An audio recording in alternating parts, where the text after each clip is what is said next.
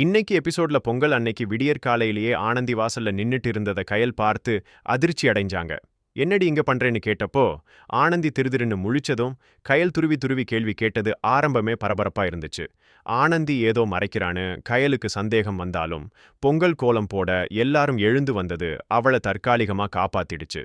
காமாட்சி, தனம், தேவி, ஷாலினி எல்லாரும் சேர்ந்து வாசல்ல பெரிய கோலம் போட முடிவு பண்ணினாங்க.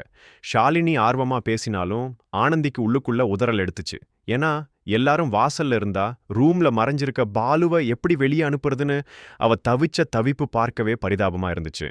தனத்தோட தம்பி பாலுகால்ல கட்டு போட்டுட்டு ராத்திரி நேரத்துல ஆனந்திய பார்க்க வீட்டுக்குள்ள குதித்து வந்ததுதான் பெரிய கூத்து.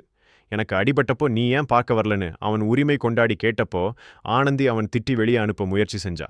ஆனா நேரம் காலம் தெரியாம அவன் மாட்டிக்கிட்டு முழிக்கிறான்.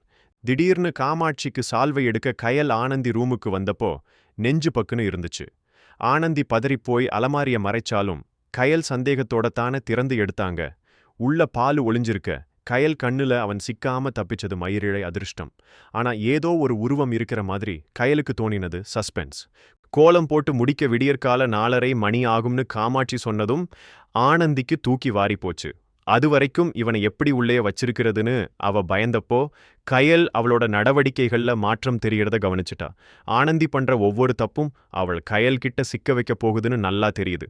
இதுல கொடுமை என்னன்னா, எழில் வேற என் ரூம்ல மின்விசிறி ஓடலன்னு சொல்லி ஆனந்தி ரூமுக்கு தூங்க வந்தான்.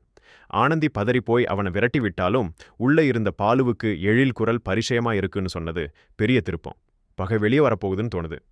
பாலுவ ஆனந்தி பத்திரமா வெளியே அனுப்புவாளா இல்ல கயல்கிட்ட கையும் களவுமா சிக்குவாளா? எழில் குரலை வச்சு பாலு என்ன கண்டுபிடிக்க போறான்? இந்த பொங்கல் அன்னைக்கு குடும்பத்துல வெடிக்க போற குண்டு என்ன? உங்க கருத்தை மறக்காம கமெண்ட்ல சொல்லுங்க.